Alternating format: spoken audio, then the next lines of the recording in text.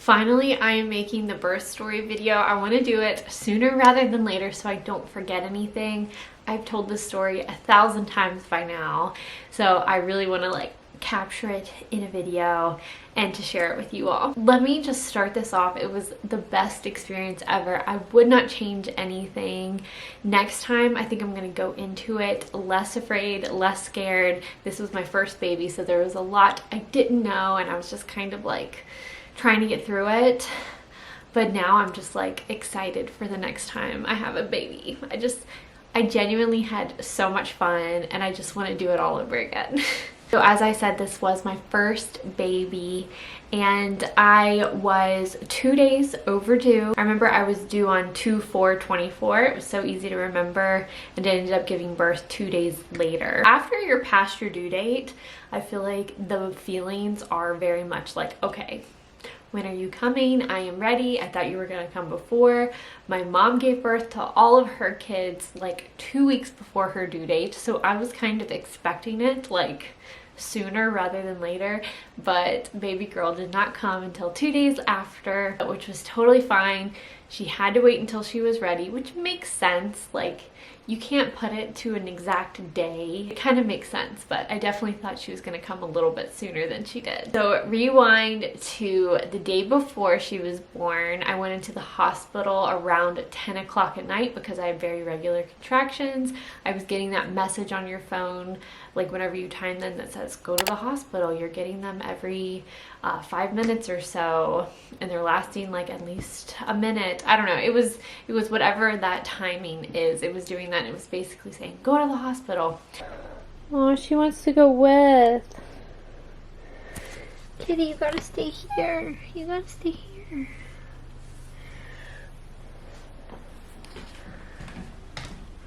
You ready? Ready. Let's go. Kitty wants to go. Kitty wants to go. Okay, what do I gotta get? So we went to the hospital, went to triage. They timed me. They're yep, you're in labor, but your contractions aren't super intense. So they're it could be tonight, you could come back in an hour, or it could be within a week. So we don't really know. And I was well, I feel I could still sleep. So I decided to go home, sleep. And what's crazy is in that moment, it's very hard to make a decision because they're kind of you decide whether or not you're gonna have this baby. And I'm I have no idea. I guess I could go home, but I could also be back in an hour. You just have no idea. You have to kind of feel what you're feeling and decide in that moment. I hear Bubba. Shout out to people that still use audio baby monitors. I think we're good. I think she just made a sleeping noise. But it's really hard to make that decision because I was I don't know. My husband was looking at me what do you think? And I'm I don't know. I guess we'll go home. Most of the time, I feel you're always going to go home the first time. But I had a lot of people telling me well, if the timing's right, you need to go to the hospital. And I was but I think the better thing to do is when they're getting a bit more intense. But what do I know? I've only had a baby once, so. Fast forward to the next day, contractions were still very normal. They would kind of slow down a little bit. So I was just oh man, I don't know. So it was so hard to decide. We ended up going in around 1 or 2 o'clock, and I was going in with the thought, I really want to have this baby. I had been walking all morning. The thought of an induction didn't particularly scare me. The thought of having a baby that was really large kind of scared me, which I know there's debate about that. Your body won't make a baby that's too big for you to birth. I get that. But I just really did not want a C-section or anything like that. So I was okay, let me see how this goes. Let me go in, pick my doctor's brain. My goal was to go as far as I could without any pain medication. That was really my goal. And if I felt I didn't need it, then great. But I wasn't totally opposed to the thought of an epidural or anything like that. So, which I know if you have that thought, usually you end up going with an epidural. Surprise, I did end up going with one.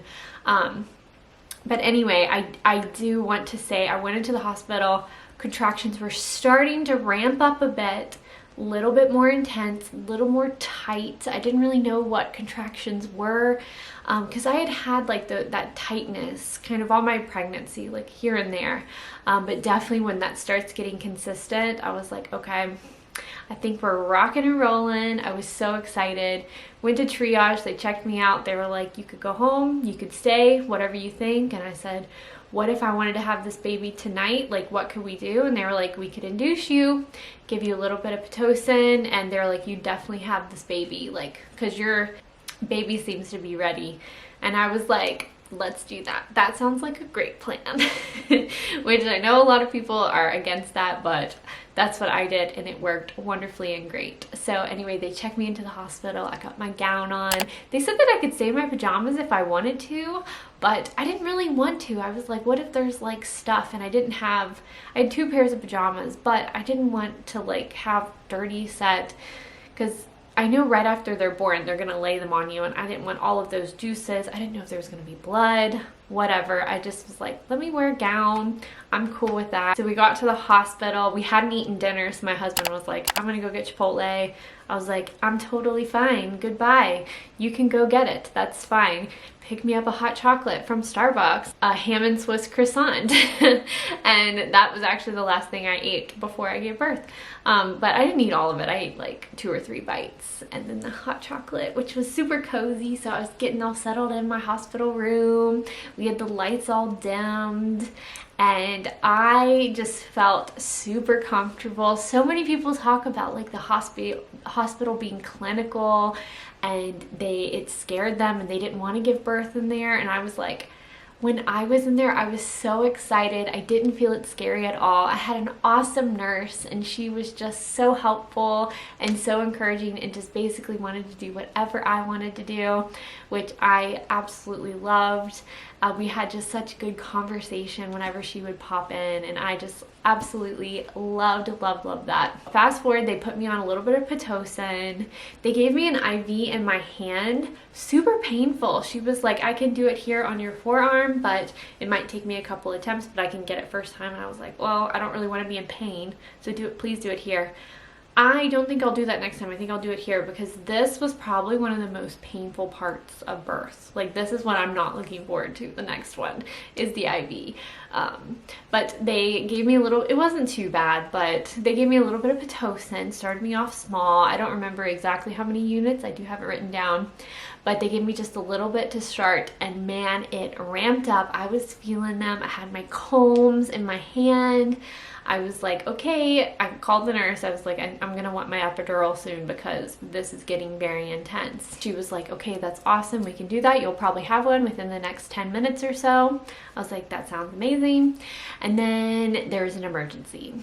So there was another lady on the floor who had had 2 C-sections for her first 2 kids, and then she wanted to try for a VBAC. Anyway, it did not go well. She ruptured, I believe. And anyway, the anesthesiologist was trying to help her. She was in a really bad state, they said. But at the same time, I was going through Pitocin contractions, which are very, very intense. And wow, that was pretty crazy. Yeah, things got intense pretty quickly. So whenever the guy did come to my anesthesia to help me with the epidural, I was very, very thankful. And man, they gave me the epidural in my back. They had me scrunch over. Everyone is afraid of that needle. It was no big deal. Do not be afraid of it. I really wasn't afraid of it. I went into it going like, this is something we have to do. I just had a very happy and positive outlook through all of this. Nothing was too scary. I think the biggest part that was scary for me was giving birth at home by myself. That freaked me out more so than like being at the hospital. When I was at the hospital, I felt like I was in excellent hands, and I just absolutely loved every second of it. The epidural was absolutely no big deal. I did request a lighter epidural because I still wanted to be able to walk and move my legs. I didn't want to have like no feeling. They said, awesome, no problem, we can totally do that.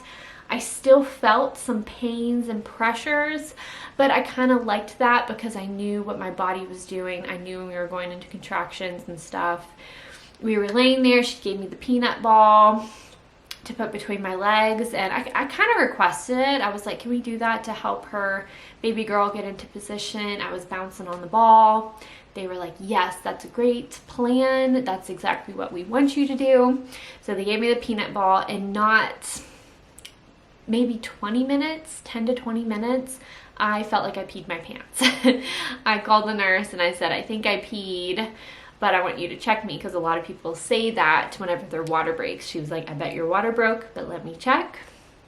So anyway, she got down there, she checked. She was like, that was your water breaking, and baby's head is right here, so we gotta call the doctor. Let's do a few practice pushes. And she was like, baby girl's gonna be here before we know it. And she was very, very surprised that she came that quickly. So it was just amazing. I absolutely loved it. I was excited. We did some practice pushes. I kind of liked being on my side a little bit. The back was kind of uncomfortable, so I was kind of on my side pushing.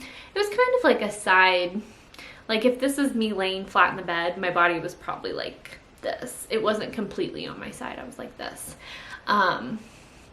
So and then we like pushed, got baby girl out. I wanted all, like on my birth plan, I had all this stuff like delayed cord clamping. I wanted skin to skin for at least an hour before they took her and had to check her or do anything. But when I was pushing, her cord I think was a little bit short, and it was also wrapped around her neck. Okay, all good. It was also wrapped around her neck. So when I would push, she kind of wouldn't come out. So what the doctor had to end up doing was cutting the cord so that we could get her out. But he said it looked ready. She was good. I mean, you have to do that. But my husband was still able to cut the cord, you know, a little bit shorter, which I thought was really nice of the doctor to include him in that. And then baby girl was born, and we were just so happy. It was emotional. It felt, it didn't feel, I mean, I don't know how to describe it, but it felt good to give birth. I was like, yes, this is such an amazing feeling. I felt just empowered, and it just felt like it was something I was meant to do. I was supposed to do. Everything came naturally. I don't know. It was just absolutely the best feeling. I gave birth around 10:30 at night.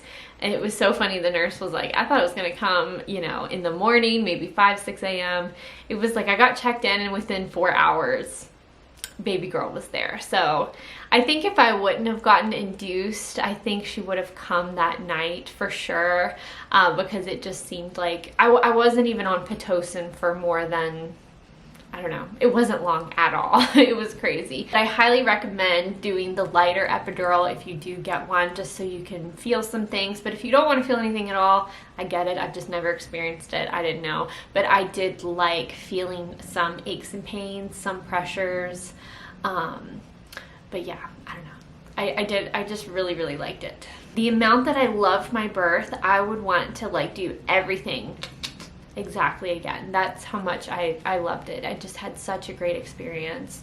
And then breastfeeding. That was a whole thing. I'm still breastfeeding exclusively. Haven't had to do anything else, and it's been very positive. But it was such a learning curve at the beginning, because no one in my life breastfed their babies, so I didn't really have much to go off of. I just had books and YouTube videos, which were incredibly helpful, and my nurse at the hospital was incredibly helpful. So I can make a whole video on that if you are interested in that whole journey. But I'm still doing it today, and it's going great. There's no plans to stop. We're gonna just see what baby girl wants and then go from there, probably around a year old. But that's the tentative plan. But anyway, baby girl was born. We were so excited. We just absolutely were in heaven. She actually, right when she came out, she pooped all over me. It was that thick meconium poop. So I was so glad that I put a hospital gown on because that would have been a mess to have my pajamas and have her do that. I don't know how I would have gotten them home. But to put the hospital gown on, that was absolutely amazing. Love that, because they quickly just changed me out. So we did the whole skin to skin. It was so special. We absolutely loved her. they had tested me for the presence of meconium, and it said positive. They said that she had pooped in there, but come to find out she hadn't. So they had this whole, I think, NICU team in there to check if she was okay, and she was okay. So a lot of people are freaked out by the presence of like 2 or 3 other people, but that's who that is, and it didn't freak me out. I was like, okay, I know all these people are here to take care of me. I fully trust them. I had everything in my birth plan. I had my husband who was looking out for me and baby. He knew exactly what I wanted and what I didn't want. So I was kind of going into the hospital with no worries, no fears, because I had a team of people that had my back, namely my husband and I, but like also I knew the nurses and doctors weren't going to do anything that I wasn't okay with. So there's that. So baby girl is born. We are still in the room. Immediately after she's born, I was like, can you take my IV out? This is so painful. Like, please take it out. She was like, I will do that. You got it. And then they were like, okay, we need to put a catheter in you. You haven't peed in a while. And I was like, I get bladder infections very easily. I feel like I can walk. I was like lifting my legs up going like, look, I can move my legs. Like, please don't give me a catheter. I just absolutely did not want that. And she was like, ugh. She was like, let me give you like a few more minutes and then I'll help you walk to the bathroom and we'll try. And I was like, I know I can walk to the bathroom. And anyway, she came in easily, walked to the bathroom. I was kind of slow, which was kind of weird. I mean, I did just give birth, so, but that was such a weird feeling because you just feel kind of weak. It's fine, didn't need a catheter. So advocate for yourself. If you don't want a catheter, just request it and be like, I know I can walk, and see what they say. And I had a nurse that was like, okay, we'll do that for you, which I was very appreciative that she was cool with it and I didn't have to fight too hard for myself. But so I was happy we did that. They moved us over to, it was kind of like the recovery room. That's where I met my night nurse. Her name was Erica. She was literally a heaven on earth. She is the reason I am breastfeeding because she helped me so much. She advocated for me. When I requested a nipple shield, she got one for me. That was what enabled me to be able to breastfeed, genuinely. So anyway, they put us in that recovery room, and the nurse came in every 2 hours and was like, okay, let's feed baby. Okay, let's wake up and feed baby. Every 2 hours she was there. And I love that because whenever baby's sleeping, you're prone to just let them keep sleeping. But she was in there being like, okay, let's do that. And she had this chart. This chart was so helpful. Her and my husband, they always filled it out. They kept me on track because when you're going through all of that, you're sleepy. You kind of don't know what's going on. I had someone walk in and ask me my address, and I totally blanked. And I was like, and I just asked my husband, I was like, what's our address? Like, that's how much so much is going on, and your brain is going a million miles per hour, plus you're exhausted and you're trying to recover. So you need someone on your team. You need your husband, or if it's your mom or somebody on your team that can be there for you and advocate for you and just help you. You need help. Like, don't be afraid to ask for help. But I was great with just my husband and I. We were just like the dream team. We were just getting through it. It was just amazing. It's so funny how whenever you go through birth, like with your husband, you just feel closer than ever, and it's like it creates this special bond. And I don't know, it makes you go, I literally couldn't do this without him. I don't know. I just feel more in love, more connected, more in sync than ever before. And I don't know, it just makes me smile thinking about it. Oh, I don't want to cry. I can't believe she's still asleep. But anyway, okay, so we're in the recovery room. We stay there all day. They give us hospital food. You have to think, in the moment, we are just on survival. And we are just eating for calories. I had a few things packed that were healthy, like these RX bars. Still eat one every day. It has dates and nuts in it. It's very healthy. No added sugars. Love these. I had coconut water, I had body armor, I had some pomegranate juice, I had all of these health things, which really did come in handy. I think next time I'm gonna bring more of all of that stuff just so we have more healthy snacks. But it's crazy because the hospital gives you like sodas, ginger ale, apple juice, coffee. They give us pancakes and sausage and like all of this crazy stuff, and we are just in total survival mode, not even really thinking about food. We're only thinking about the fact of like, I need to eat food for calories because I'm starving. So everything that they made, like we ate it. Like I totally did not care. And the nurses also had these little ham and cheese sandwiches that I ate a lot of, and like those peanut butter jelly sandwiches, like the Uncrustables. I love those. So anytime they were like, do you need anything? I was always like, snack please. Cheese sticks, those little sandwiches. They were like, do you want ham or do you want a PB&J? I was like, both. I want both. Like I was getting all of the snacks. I absolutely loved it. It was actually the first time I tried Starry. I don't drink soda. Like even now, I haven't had a soda in months and months and months. But when I was in the hospital, I was drinking, I don't even know how many sodas I drank because I was just so thirsty, and I just, whatever was in front of me, I was drinking. I was also drinking the coconut water and all that stuff. But I downed some sodas. I downed some Starry and Coca-Cola. That was my little reward. But we were in there and wow, things got painful. Breastfeeding got painful. But I got through it, powered through, we did it, I came home. One thing I didn't bring was my breastfeeding pillow. I saw somewhere online that someone was like, oh, you don't need it, you won't need it, you'll be fine. I definitely needed it. Even now, I use it every single time I feed. Bring it, you're gonna need it. I don't know who said that, but... Okay, let me get your belly tucked in.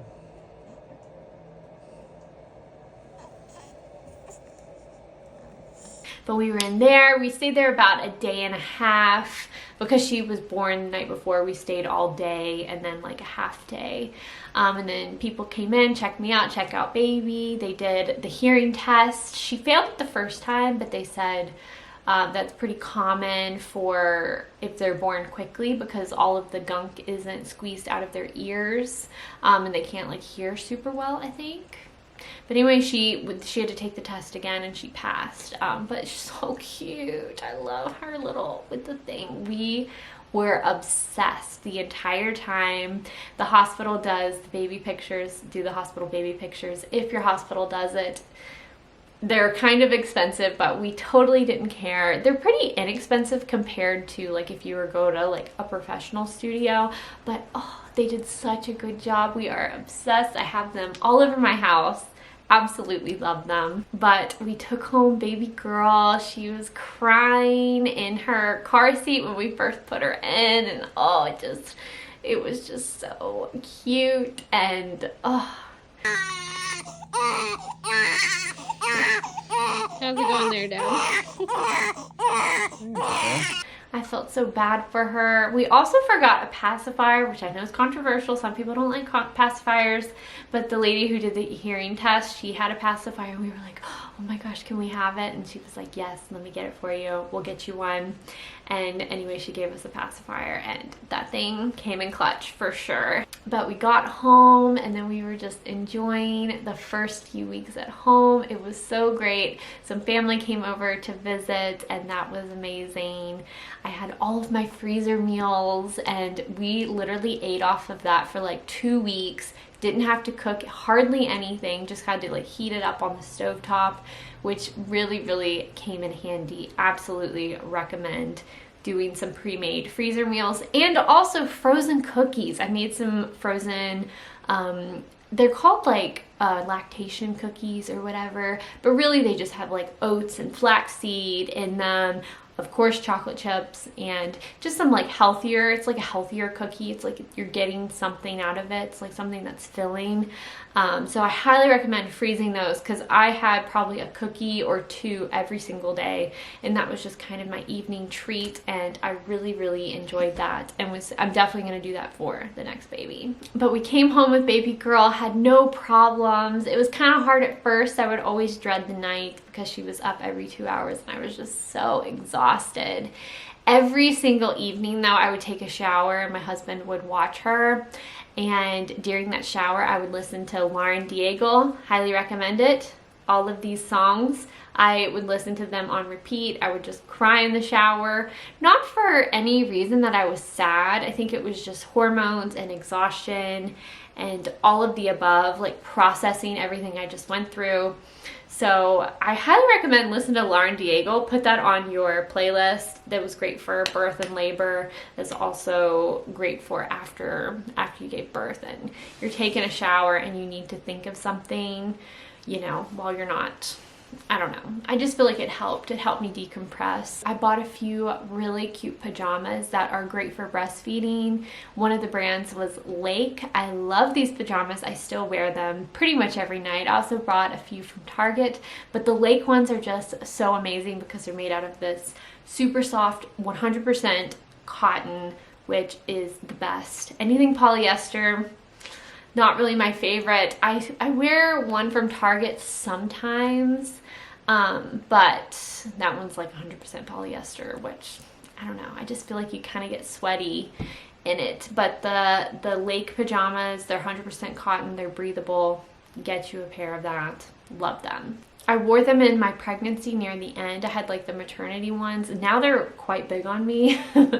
I might buy like a size down just to wear like now because they are just absolutely huge on me. The belly is just like, but I needed that at the end of my pregnancy for sure. I needed something that was a little bit bigger. But I highly recommend those from Lake. Wow, those are just amazing. I really don't think you could buy anything better than that. I'm listening for her. But that is the birth story. It was super positive. I absolutely loved it. If you guys have any questions, please leave them down below. I think that was everything. Oh, I also asked after she was born to see the placenta just because I was curious. I was so interested in it, and anyway, he like held it up, was showing me all the different parts. He said it was very healthy, looked great, da da da. But I would recommend, unless like bloody stuff makes you squeamish, I do highly recommend looking at your placenta and just like checking it out, just because it's amazing, and I just find that stuff so interesting. So definitely check out your placenta. That's a weird thing to say, but I highly recommend it. Anyway, thank you all so much for watching. Don't forget to like this video and subscribe if you haven't done so already. I really want to get back into the swing of YouTube. I just miss making videos. I love being a mom. This is just genuinely the best thing I've ever done in my life. It is so fun. Oh, it is the most exhausting but the most rewarding thing I have ever done in my life. I just love it. I absolutely love it. Alrighty guys, I will see you all next week. Bye.